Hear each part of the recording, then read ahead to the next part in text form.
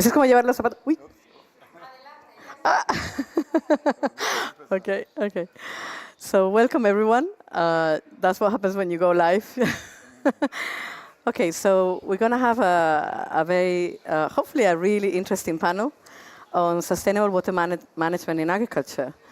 And whereas last year at Sharm el-Sheikh, all the water sector was very proud that we had a water day, today, in fact, I think in this COP, I think it's also very important that actually we marry water to agriculture. Because as we know globally, if we really want to address water, we need to look at agriculture. So maybe this dialogue will be building on what we already had in Sharm el-Sheikh. Okay, so basically, this event, we want to underscore the importance that implementing sustainable water practices in agriculture is actually fundamental for long-term productivity, to reduce environmental degradation and support the resilience of the agricultural sector in a changing climate. Because water and agriculture are intertwined.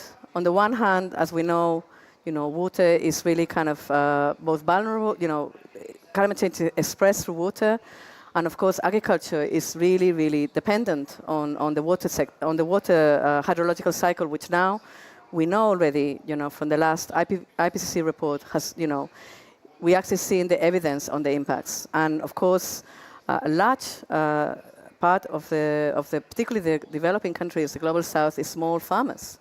So if we succeed in agriculture, we're also going to succeed in development, we're going to succeed in resilience. So what we're going to do is, put a focus on sustainable water management within the agricultural sector. We will explore the trends, emphasizing the evolution of water-efficient agricultural practices, and also how technology can actually help us to bring sustainability in water management.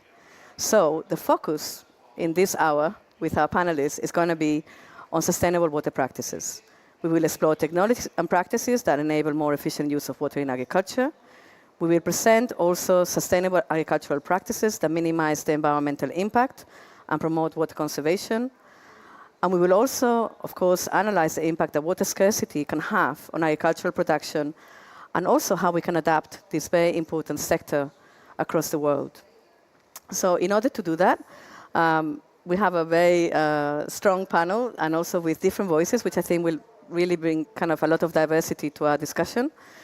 On the one hand, we had Fernando Veiga, Director of Conservation Strategies in LATAM for the Nature Conservancy. So maybe I was actually going to ask them to introduce themselves, which I think might be better. Thank you so much. Thank you so much, Marilena. So firstly, I would like to thank the Spain government for the invitation to participate here in this session. I'm very honored to be here. And also take the opportunity to commend Spain for the leadership on International Drought Resilient Alliance. A very important initiative. I also like to greet my panel moderator, Elena Lopes, and my colleagues, Kirsten James and Marcio Viegas. So before jumping to the topic, just a quick introduction on what Conservation NGO is doing here in this panel. I think it's important. So TNC is a global NGO, currently working in more than 70 countries across the globe. And our work, particularly in Latin America, we work now currently in 9 countries in Latin America. And our mission is conserve the lands and waters on which all life depends. And as you just said, Mariana, so if we're talking about conservation of waters, we need to talk about agriculture. So agriculture is absolutely key for that. TNC is deeply engaged on the 2 major crises of our era, the climate and biodiversity ones. And a natural connect with that, we have been working for many years in agriculture as well. So and it's, as also said, so it's really nice to see, this increasing space, the agriculture is taking this discussion, especially associated to climate as well.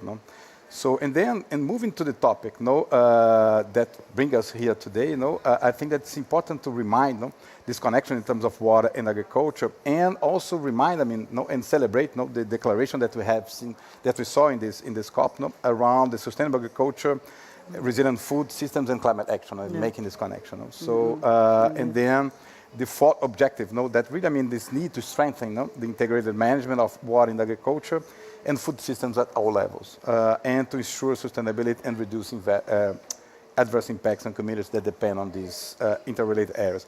I'll stop here a bit, and then we can keep continuing.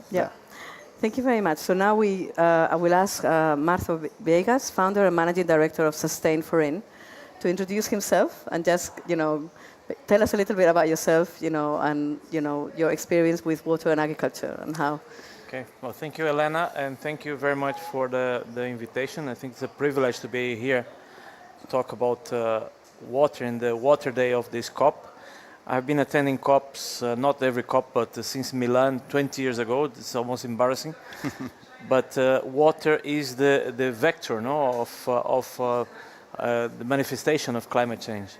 I'm the founder of Sustain. We are not as big as TNC. I say we are micro multinational because we have clients in a few countries, and water, namely water management and water footprinting, was always one of our priorities. Also because of my background, I'm a civil engineer, but I never built a dog's house. But I always work with water, and water management was actually my first job back in Brazil as well, like Fernando. And what we do now, I mean, we support our clients and even NGOs and others on understanding how water is important, and with training, advisory, and again, we believe in water footprinting. But I'll stop here because later on I think we can talk more about this subject. Thank you very much. And I move on to our third panelist, Kirsten James, who is the Senior Program Director at Ceres. So if you want to, just tell us a little bit about yourself. Sure. Well, thank you to the Spanish government for inviting me here today. It's such a pleasure, and I echo the comments. It's wonderful to have a day like today that's focused on water resources, since it is so tied into the climate discussion. So for those of you who may not be familiar with Ceres, we're an NGO. We're based in the United States, and we've worked for over 30 years now with capital market leaders on a variety of sustainability challenges. So issues like climate change and water resources, the issues at hand today. And so we really come at the issue from a financial risk perspective. If the private sector and the investors that own the companies in the private sector are not appropriately managing things like climate change and water resources, then there's a financial risk associated with that. So, we see the data coming in, all the time. A recent report from our colleagues at WRI, for example, noted that by 2050, it's expected that 30% of the global GDP will be tied to areas of very high water stress. So obviously this is a big financial concern to the private sector and to their investors, and they really need to double down and ramp up efforts to mitigate this risk. So with that in mind, Ceres has worked for over a dozen years, really building out the business case of why it is so critical to act on these issues. And, we recognized a couple of years ago that we really needed to ramp up the scope and the scale of our effort to match the challenge and the scope of the challenge that we are all facing. And so with that, we partnered with the government of the Netherlands and launched what we call the Valuing Water Finance Initiative. And this is an investor-led initiative. Currently, we have over 90 institutional investors representing over $17 trillion in assets under management, so a significant group of financial institutions, and they are working with us to mobilize the private sector to really value and act on this water risk. And so they're working with a variety of companies as we speak, mobilizing them to do more. Of course, a lot of them have very deep agricultural supply chains, working with major food, beverage, apparel companies, among others. So, the agricultural supply chain is really a key focus for the investors and for this initiative, and happy to talk more about it as the conversation continues. Thank you very much, Kirsten. In fact, I think we'll go probably straight into kind of going a bit deeper into what each of your organizations is doing, because I think it's a nice panel, because we're diverse, we have a, global NGO who's incredibly active and also very practical and hands-on, someone that provides real expertise, very detailed expertise, to companies, and someone who's trying to kind of, the financial sector in this COP is very much, one of the key areas that we're looking at, so we can kind of build on that. So, Kirsten, based on that, how can robust water stewardship, from the financial and business sectors help us now to mitigate climate-related water risks while fostering resilience? What are the levers, in a way, particularly for the agricultural sector? What kind of investments do you think, you would hope that we should be doing, or, guiding the agricultural sector on a more sustainable, resilient path, while also it's a very, very hard sector to mitigate, as we know. Right. It's not going to be easy as a sector.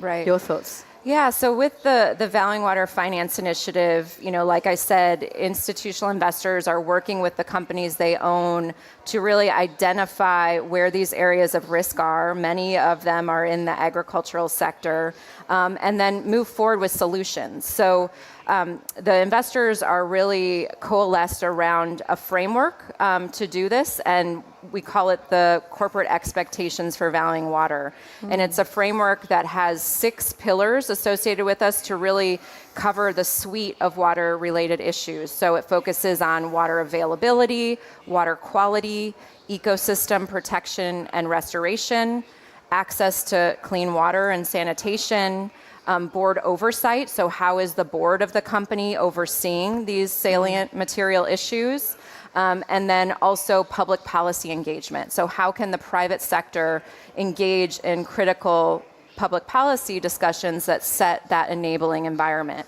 So the investors in the Valuing Water Finance Initiative are really working with companies to move them along a greater ambition when it comes to these corporate expectations. So to get into some of the brass tacks, we are already in quite a short time. This initiative launched about a year ago.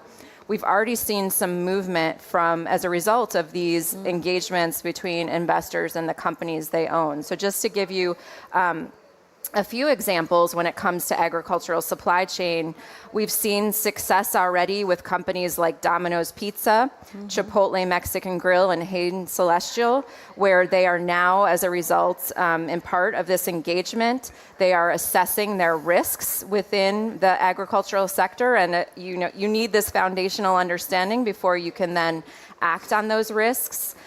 Just in the last few weeks, we saw an investor signatory to the Valuing Water Finance Initiative put forward a shareholder resolution with McDonald's, which, of course, McDonald's is among the largest purchaser of pork and beef, major water footprint there.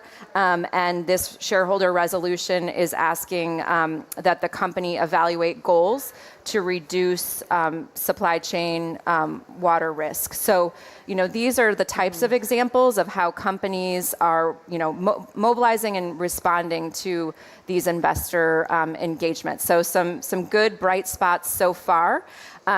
I will mention that just last month, Ceres released a baseline benchmark. So we look at 72 companies and how they are currently performing in regards to those 6 corporate expectations for valuing water. I encourage you all to go on our website. It's a very thorough, deep analysis of where these companies sit. And, when it comes to agricultural supply chains, I guess it's probably no surprise to my fellow panelists that we still have a long way to go overall. So, this report sheds light, hopefully works to mobilize some of the companies to do more and really understand where their gaps are. And also will be supporting the investors to really hone in on these key pieces as they move forward in these engagements. Yeah. I mean, I think it still sounds, like impressive. It's less than a year and you're already kind of getting movement. And I think that's one of the things that we see in the private sector, the capacity to move quickly, I think is one of the things that, as you say, it's a large sector, but, in some ways, good news. And I think also the awakening, that the water can be a risk if it's not managed, and therefore, and also the understanding of sustainability in the value chain. Yeah. So now we move on to Marcio Viegas.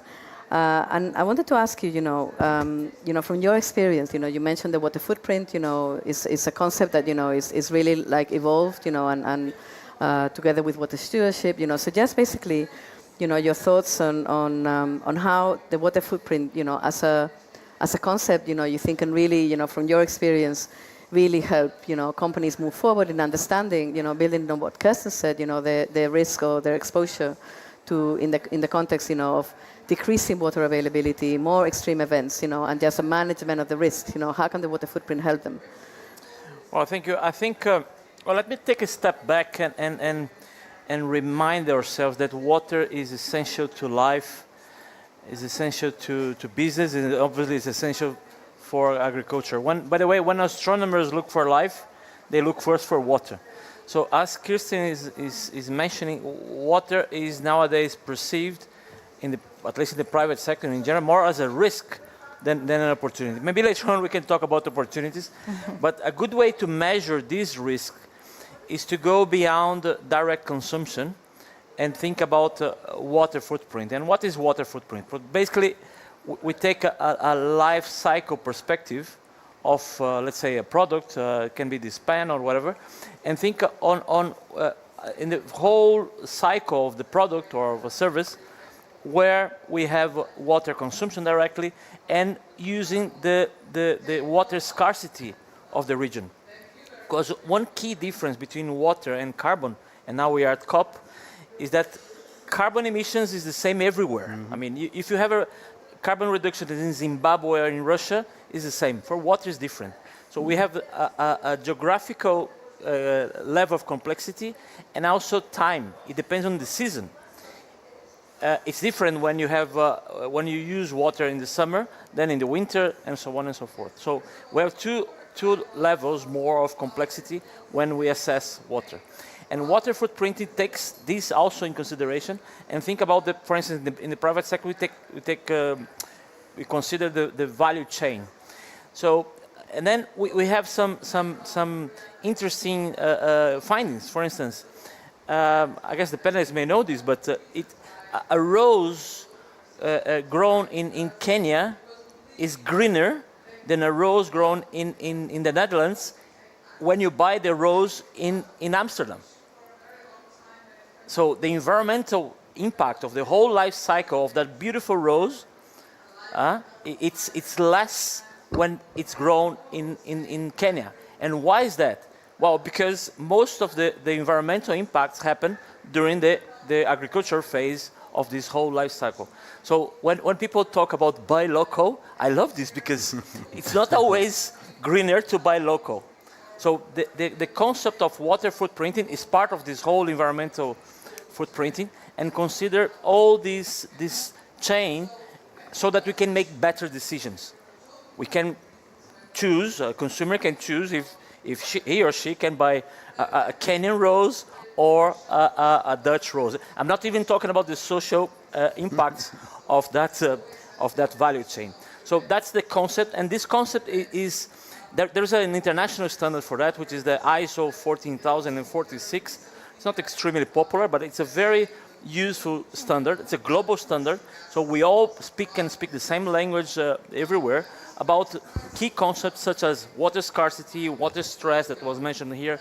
So we have definitions for that, and there is a very practical way to calculate the whole water footprint. I mean, there is always a big uncertainty when we get to that number, things that some investors do not understand.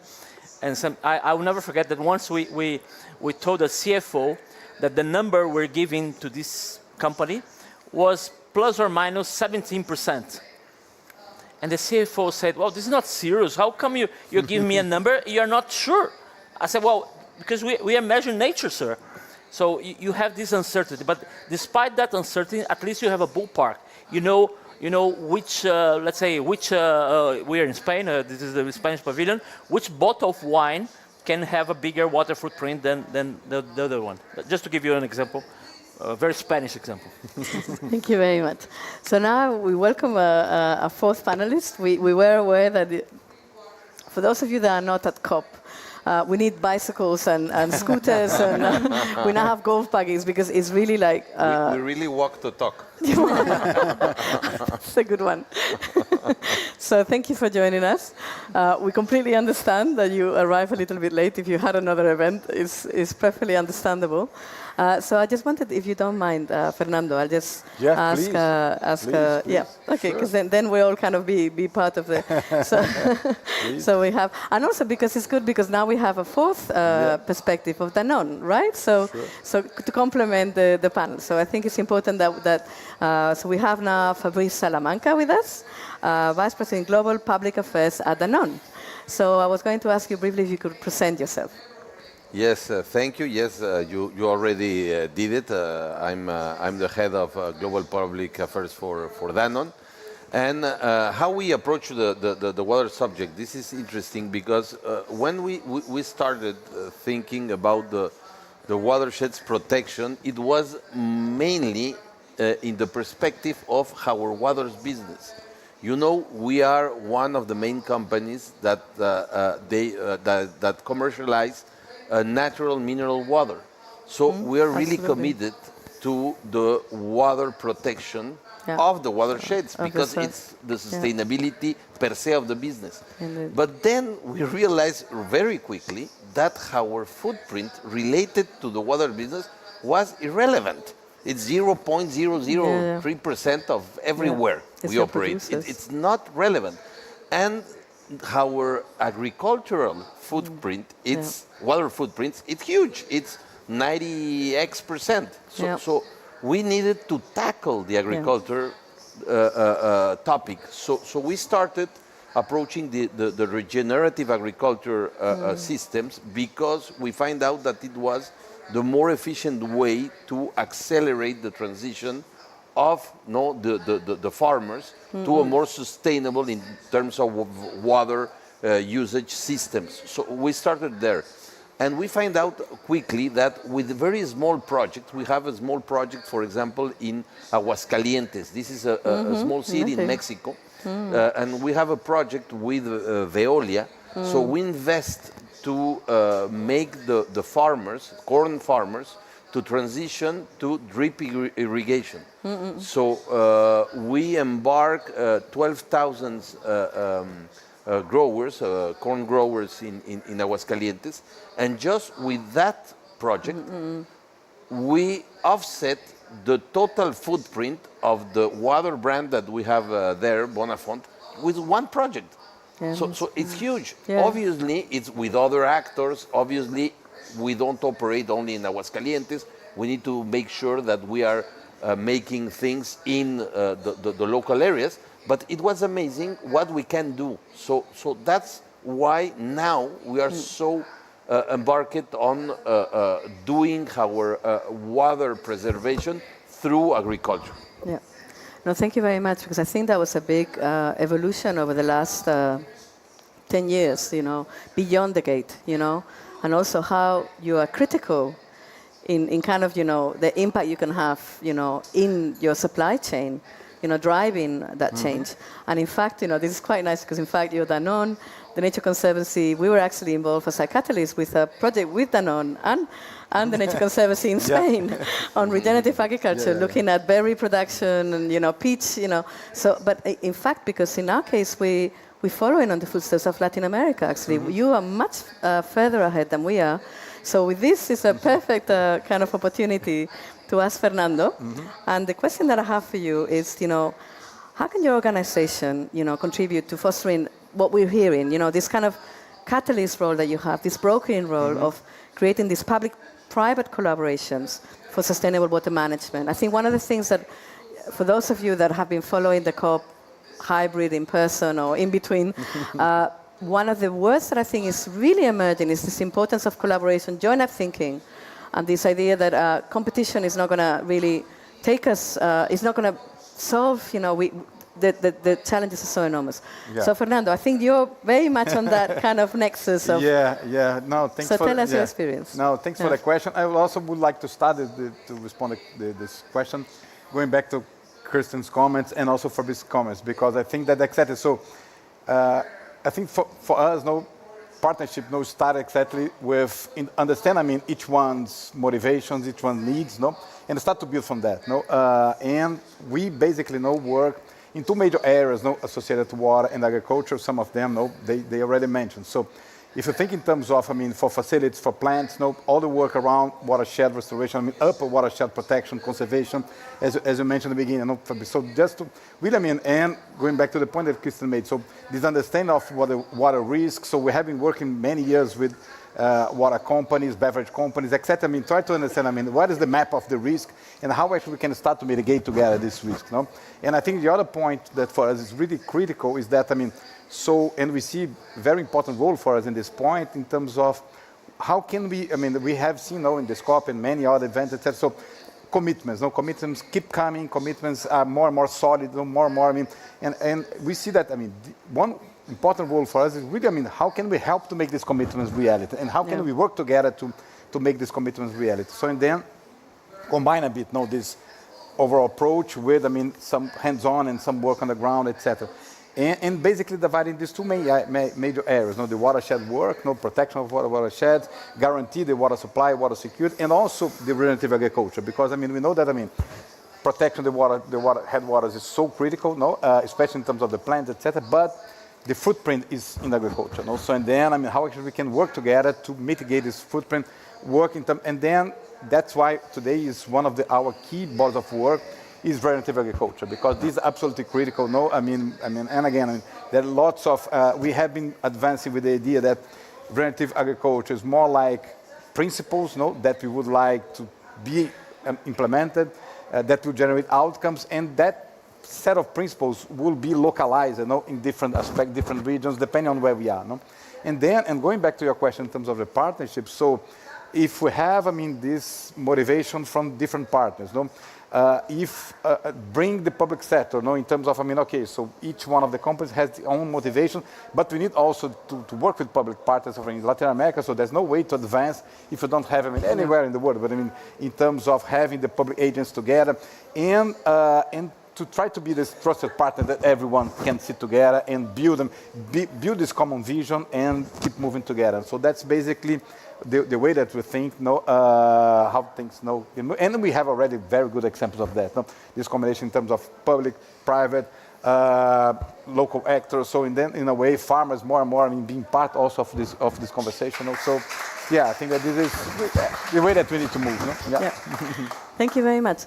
No, I think that indeed, we know that you play a very useful role of kind of bringing everyone together and creating platform to to have this joint vision.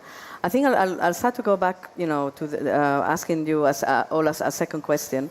So I think in the case of Kirsten, I think we want to, because of your experience and your expertise on finance, I think in a way, and agriculture being is a, I would say a more complex sector, because in a way, okay, we might have the knowns, but we also have the small farmers, at the end of the value chain, right? So there's a lot of people behind, these large companies. So what innovative financial instruments do you think, would really, you would kind of like, you think could really help, these businesses to adapt, and also to mitigate at the same time, because now we have to be doing both, we no longer can just adapt or mitigate. We have to now do both at the same time. What's your? Yeah, a couple of things. So, Ceres works primarily with institutional investors that are, being shareholder activists and really working, as a shareholder, protecting, their value and their financial value. So, with the Valuing Water Finance Initiative, as investors work with companies that have those expansive supply chains and value chains, like you mentioned, sort of the theory of change that we're working under is that by investors engaging in these larger conversations with the companies, then that will trickle down to, the value chain appropriately. So just, as an example, the benchmark that I mentioned that we released about a month ago, we really pulled out a lot of leading practices of what companies are doing that really get to your point of how they are working throughout their value chain to get to, you know, the real where the water footprint is in the agricultural supply chain. So, you know, Danone actually came up a number of times. I'll let Fabrice speak more to that. But, you know, we did pull out leading practices of a number of companies so that peers can learn from one another. So, for example, to get to your point, we highlighted, for example, Mars. So the company Mars is prioritizing 10 of their raw materials that equate to, they estimate 78% of the total unsustainable water use in their value chain. And they're working with this percentage of growers and providing incentives and supplier engagement to really try to drive that chain deep down in the supply chain and really get to that water management that's really needed and critical, as you mentioned. So there's a lot that we can learn. We hope that this benchmark report will help inspire others to draw from those examples. A lot of TNC projects were highlighted in the report. So there's a lot of great lessons out there. And, you know, so encourage folks to really draw from those. And hopefully that will inspire further action. Yeah. I mean, I think it's interesting. We're already hearing two things that I think have been discussed a lot this COP. You know, one, regenerative agriculture is definitely featured today as a kind of key lever in water and agriculture.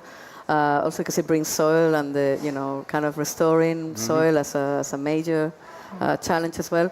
But also, in a way, I'm thinking, Kirsten, of circularity, you know, like, because we have, you know, going forward, you know, raw materials, you know, the fact that we are moving into, you know, I mean, I know they say, but it is kind of, you know, scarcity in water, but also the materials. So this idea of being more circular is very important.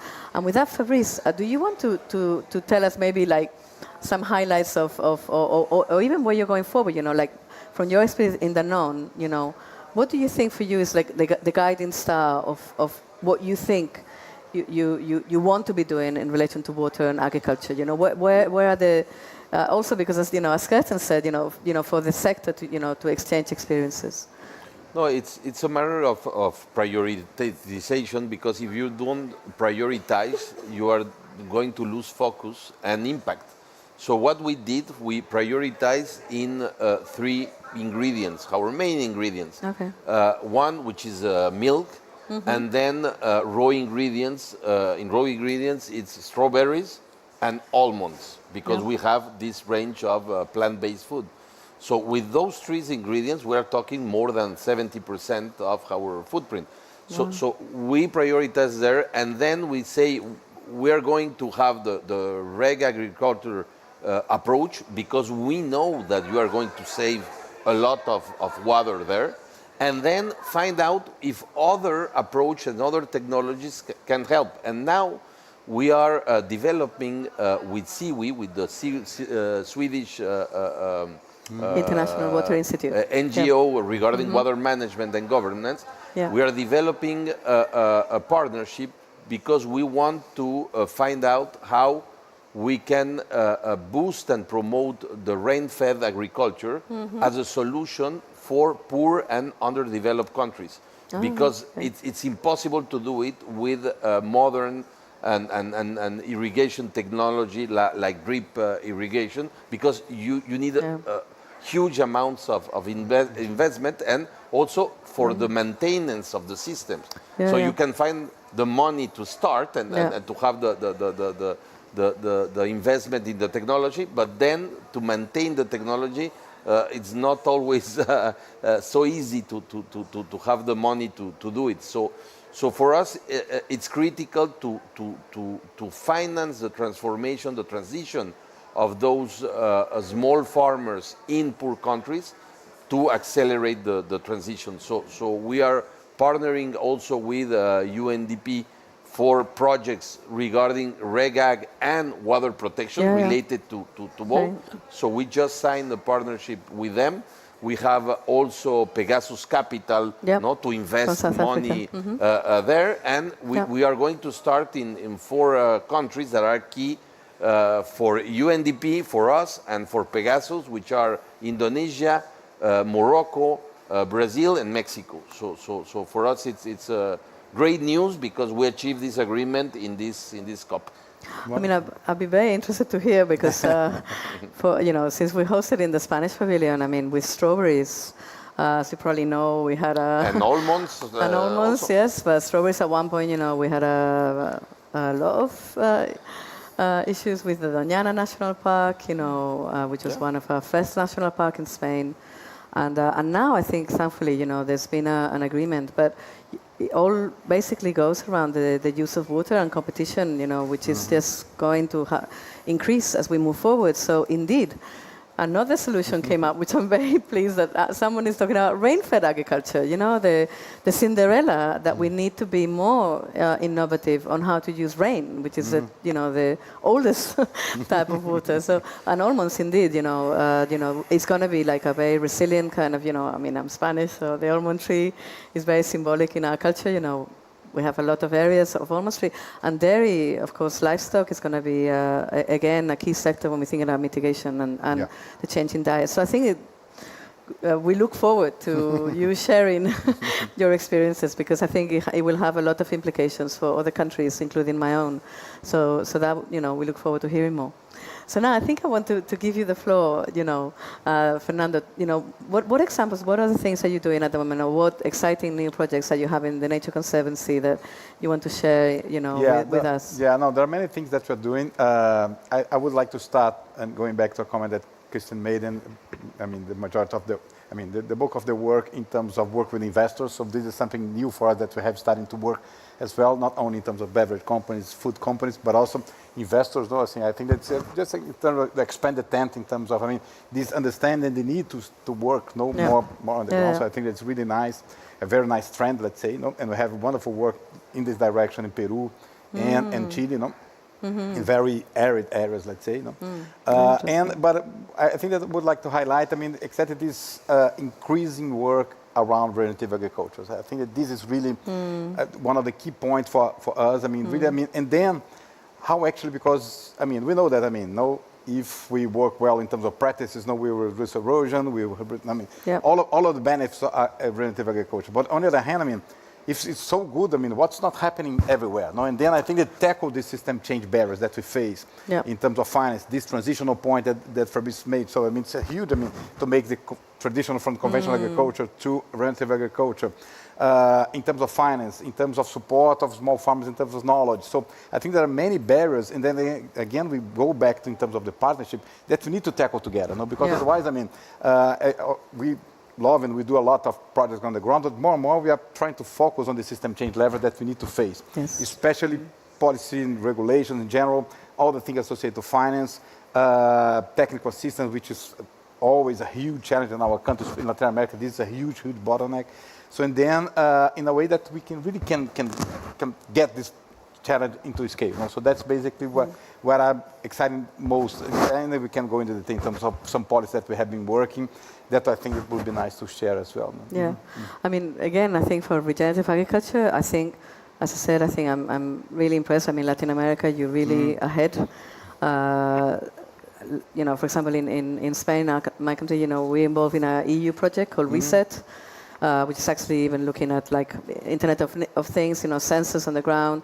And the preliminary results we're having is actually, from the point of view of water moisture, is really impressive.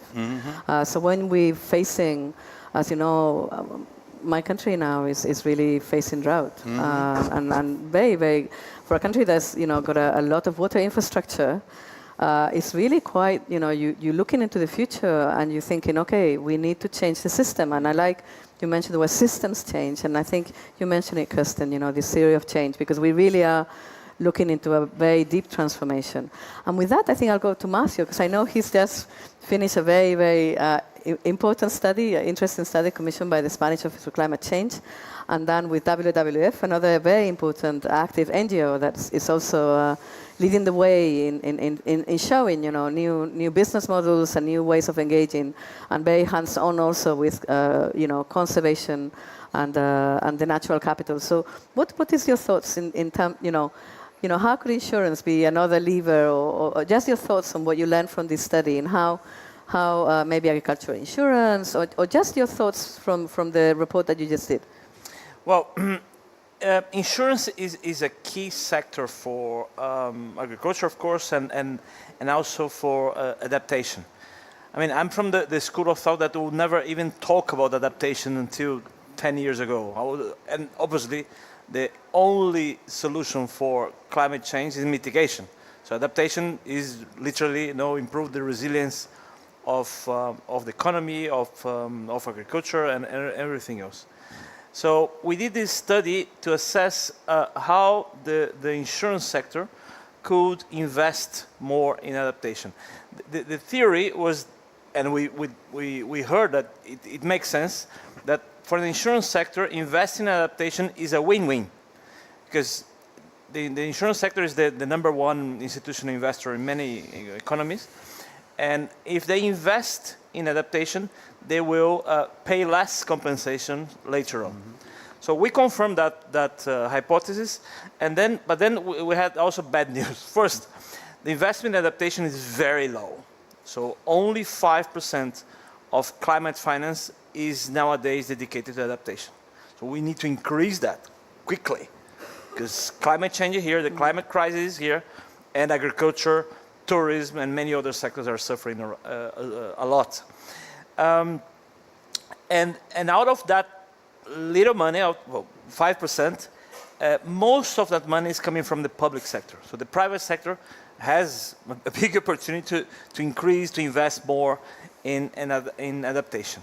But we found two key barriers. First, the projects are too small for institutional investors. So we, as you guys are saying, we need to work together to combine different projects to make adaptation more attractive to institutional investors. And second, and this is a question for the audience or any creative banker or financier, is a big challenge to bring forward potential avoided costs in the future. So this is complicated. So how you make attractive to an investor now a cost that you may have in the future? So this is a big challenge. Some insurance companies, they have their own models to do that, but it's not trivial. It's not simple to have a cash flow now for something that may happen in the future. So those are two key barriers we found. But also we found innovative financial products, and back to your question. Yeah. And I would highlight at least 5 of them. First, green funds. So we have sustainable or green funds everywhere in the world, but namely in Europe now we have the taxonomy for sustainable activities, and one of the 2 first chapters of the European taxonomy was precisely adaptation. So now we can tell to investors, this can be classified as adaptation according to the EU taxonomy. And the other growing financial product are the green bonds. So green bonds are very popular, are not new. We work with green bonds for 10 years now. But there are very limited numbers of adaptation green bonds. So the other day at this table here, Sean Kidney, the CEO of the Climate Bonds Initiative, was saying, it's easy to create another adaptation bond. But actually it's not that easy, and we had a discussion with this precisely because of those 2 barriers I mentioned before. We also have insurance-linked bonds, and 2 of them are growing a lot. CAT bonds or catastrophe bonds. It's a way for insurance companies to reduce their risk in the future, so they can issue a bond now, and if there is a catastrophe, then the investors will pay them to help with the compensations. And also the resilience bonds, which is a more attractive name, with something similar to catastrophe bonds, to improve resilience, to help building back better. This is a key responsibility also of the insurance sector. Not just on the investment side of the business, because in the insurance sector they have 2 main businesses. First, insurance, and second, investment. So also for insurance, if they incentivize us to build back better, literally, to have better house and better agriculture, irrigation system and so on, we can have a better future. And finally, last but not least, blended finance. We have just heard last week the announcement here of this Altera huge 30 billion fund by the UAE, BlackRock, and others. And this is a very good example, and let's see how it works, of blended finance that is a way to work together between the public sector and the private sector. So those are 5 innovative financial products that can be attractive to investors and also to manage the risk. Because again, water is not, you're not going to reduce your costs. Water is cheap, actually. Except for some sectors, water is cheap. So when you talk to a CFO, I don't care about water. But when you stop the manufacturing, even in Brazil in 2015, we have problems in the automotive value chain. Imagine the automotive, water is not key for the sector, but they had to stop, and some big manufacturers had to stop their operations because of the 15 days because of the drought in Brazil. So water is a risk. It's not a cost reduction opportunity. It's a big risk, but again, there are some attractive products that we can use already. And so this study is available in Spanish only, but it can be downloaded from the WWF webpage, or if not, from our webpage, Sustain. Yeah. Thank you very much. Do you want to comment, Fernando? Yeah, no, just a quick comment on that, no, because I mean, feel free, by the way, because it's, I mean, in some ways I'm but I'm very happy for you to kind of build on each other's comments, and then it's a bit less. I mean, we used to have we had a very important program in São Paulo at the time. I mean, São Paulo had a very key event about I mean this the water drought, drought, etc. in 2015, and then and many companies stopped them in their operations, 15 days, 10 days, etc. And then we had a meeting with many corporations there in São Paulo, just after, I mean, some months later, etc. And also with some financial institutions, asking them, so did you, I mean, have you predict this? I mean, any model that you have? Not at all. I mean, no, even any bank, any financial institution in Brazil had predict and has in their models this possibility to happen, something like that. Was a kind of, and this shift all the conversation. I mean, we're sometimes struggling to say, I mean, about the water risk, all these things that we are discussing here. And the conversation just shifted, I mean, the way that people start to think about this, because we had big companies taking water in trucks. I mean, it was crazy. I mean, we're talking about big corporations, not small business. So and then so just to make a kind of I think there's a wake up, that this is actually a material risk, to the operation risk, but I think I mean what I'm hearing.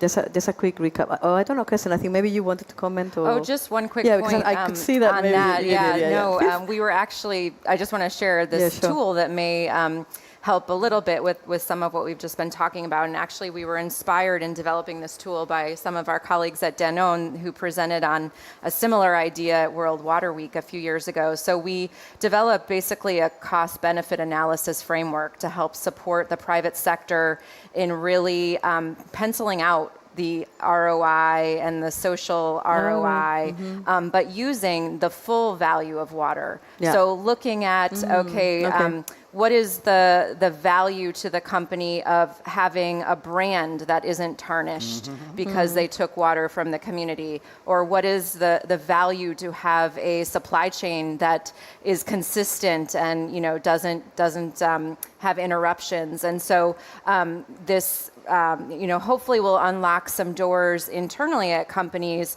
as you put it in, terms that maybe the CFO can really relate to, but using that full value of water, because as you mentioned, the price is not going to do it. But if you really look at, what if we don't have water moving forward? What is that going to mean for our company? So I encourage you all to take a look at that tool, which is published on our website. Yeah, I think this is actually very important of sharing, available tools, because I think, indeed, we now probably have the tools, and I think it's more the big discussion here is about implementation. I mean, in Brazil, in Spain, in Italy, in the whole of Europe. I don't know in Mexico, in the US, and I'm just thinking, but I mean, it really is a huge issue now. This risk is here. The impacts are here. And the prediction, even with an uncertainty range, I agree, Matthew, that we have to be comfortable with uncertainty. But even with the uncertainty, the trends are very clear. So, and I think that from that point of view, I think you wanted to add something. I wanted to react to the reactions Sure. of water as a risk and not as a cost. I think this is key to quickly develop the models to finance the risking of water. Yeah. And I bring you an example that is related to the Mexican example that I pointed out earlier. We create a water fund. Yeah. So the water fund has this kind of the risking approach. But we find out that with the farmers and with the ag food sector, it's the water is an asset. It's not a risk, it's not a cost, it's an asset. No, you have the farmers with water, they have the guarantees that they are going to have the right amount of water, and the ones that they are going to pray for the rain.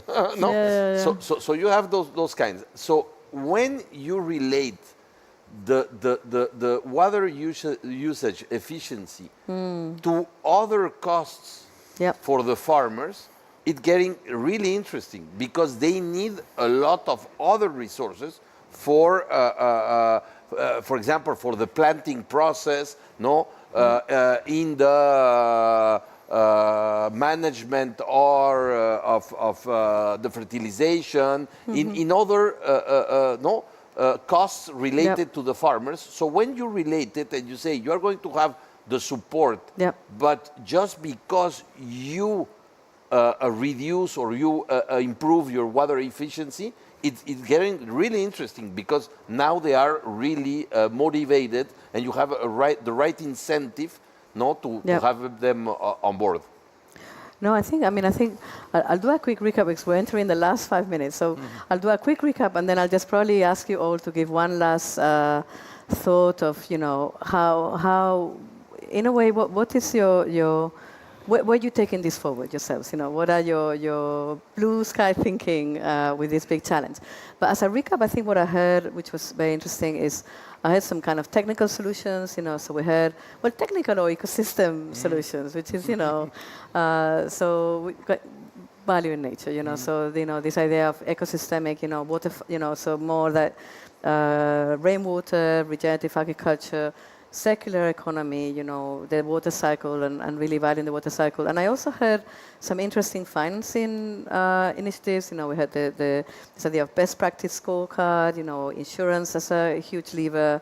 We're hearing lots of examples, the water funds, of course, which, of course, the Nature Conservancy really kind of showing the way of creating this platform. So I think we're hearing some ways forward. And with that, I think I wanted to ask all of you, I think I'll start maybe now this side of the table, and then end up with so we then go Nature Conservancy, very innovative, someone providing knowledge, Sustain Foreign, Ceres, and then Danone. So your blue sky thinking, where are you heading to move this forward? I would like to go back to the system change level approach and talk a little bit quickly also about policies that we need. So I think it's really, really important. Excellent. In terms of, for instance, if you think in terms of agriculture, the most important thing is really to eliminate all the harmful subsidies that we have, to keep the agriculture as it is, in terms of the conventional agriculture. So this is absolutely key. It varies depending on the country that we are talking about, but most of them still has very harmful subsidies that we need to, and really find a way to finance the transition to regenerative agriculture. So this is super key. And the other point, another very important policy, then one of our major policy pillar in the water funds work, for instance, is exactly to really have, going back to the point of price. We need to have regulation that really, highlight the price of the water. We really have the value of the price of the water. So that's because this is the major point. We need to really, we need to have the policy in place, and this is something that we are doing. And in the case of some countries like Brazil and other countries, trying to bring the watershed conservation as part of the cost of the water, because this is something that also is always But I mean, and people think that water just costs, the treatment and distribution, and forget about the cost of keeping the watershed health, no? Which is absolutely critical, no, to the point. So this is something that, in terms of, So two more tools that we have: regulation Yeah. and subsidies Yeah. and pricing. And Yeah. and just to say briefly, for those of you listening, of course, in the UN Water Conference, there was this big report from Susanna Mazzucato on the value of water, and I would encourage everyone to look at it because it's really going to the basis of how we understand the value of water, which Fabrice, you mentioned, indeed. Marcio, your blue sky thinking. What do you think? I would summarize my blue sky thinking in three aspects, maybe. First, let's think more seriously and invest more in adaptation. I think this is a key thing to do. We need to tackle the challenge, especially in developing countries, that agriculture and all the economies are suffering already because of climate change. And if we focus on agriculture, things like rethinking practices, the way irrigation works and so on, but also even crops. You may have to change, you may have to grow different stuff because your climate is changing and there is no way back. Even if we, and let's be hopeful that we have phased out at the end of this conference, even if we do that, climate change and the climate crisis will remain. So, and second, investment. I think the five innovative products I mentioned need to be better known and understood and communicated. And I mean, I invite all the creative finance minds to find a way to solve this conundrum, no? Or how to bring forward this potential avoided costs in the future. And thirdly, I think water footprinting. This is a complicated concept, but again, there is a standard. There is a way to understand it in a simpler but not simplistic way, and consider the life cycle of every product we use and our food. So we may have some surprise that, for instance, the water footprint of bottled water is very limited, but the water footprint of beef is huge. It's huge. I mean, beef is 3 times more than pork. So easily you can reduce your personal water footprint by changing your diet from time to time. And finally, just to mention another risk, if I may, reputational. And the example you gave, Elena, about Spain was maybe a historical one. I think for the first time, as far as I remember, there was a boycott, an international boycott because of water. You may know this.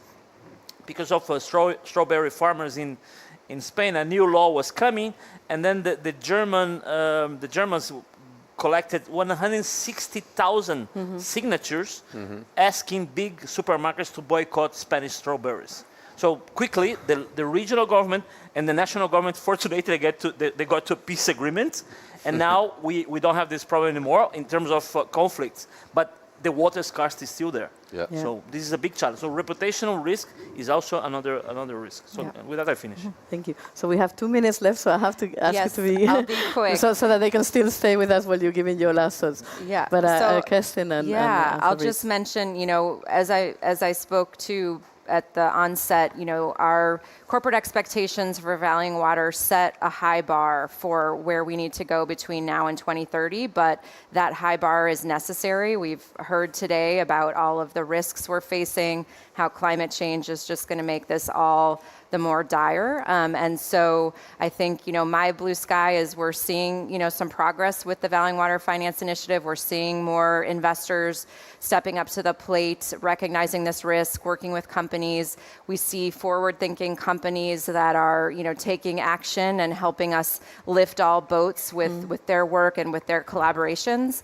So I think my blue sky thinking is we need more of the private sector. We need more investors coming to the table from the finance this community and really helping us mobilize so that between now and 2030, which is where our ambition is headed towards with the corporate expectations for Valley Water, that we can together meet that ambition. So that's where I'd like to see us heading. Thank you very much. And indeed, 2030 is around the corner.